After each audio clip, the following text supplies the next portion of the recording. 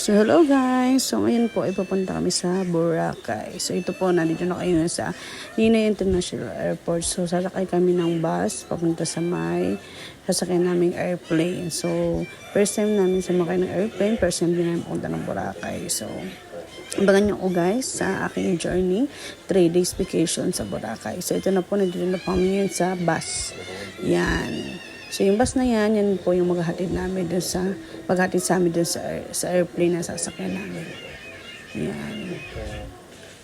Okay, so ang flight namin, bali hapon po. So, mga 6:30. So, ang pinakalipad talaga namin is 7. So, gabi ang aming biyahe. So, titingnan natin kung anong mga makikita natin sa gabi pag nandun na tayo, pag lumilipad na tayo. Okay. So, ito na. Pababa na po kami ng bus. Yan. So, ang lapit lang pala ng biyahe. Yung sa bus niya. So, saglit na saglit lang siya. So, yung airplane na sakyan namin, so, medyo maliit siya. Pero, okay na din naman.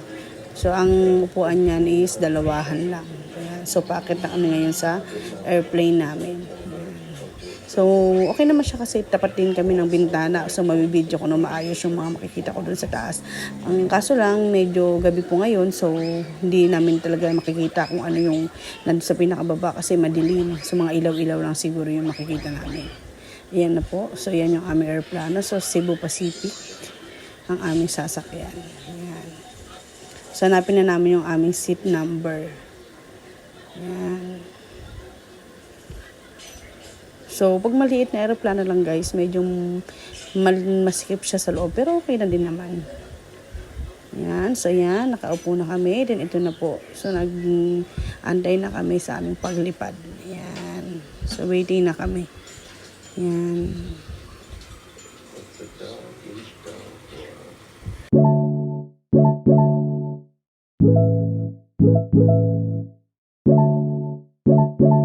So, ayan guys, nandito na kami sa pinakataas. So, ang makikita lang namin is yung mga ilaw-ilaw. Pero maganda pa rin naman yung view niya. Yan, so maraming ilaw. So, dahil nga gabi, so hindi namin talaga nakikita kung ano yung nasa baba. Pero okay pa rin naman, maganda pa rin naman yung view niya. Yan.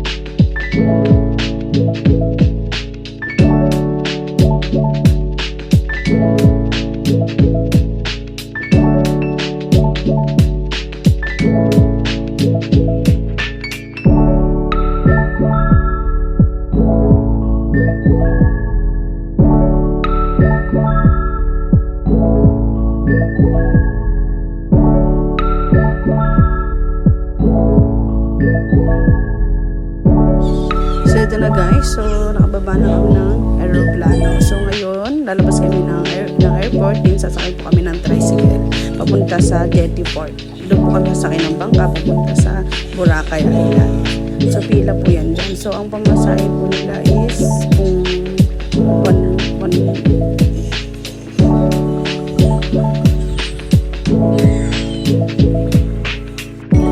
So, bali 350 daw po ang aming binayaran. So nagbayad kami ng environmental fee sa bangka, tsaka yung terminal fee niya. So, sa isang tao, bali 350 po yan. So, nandito na kami ngayon sa bangka. So, yan.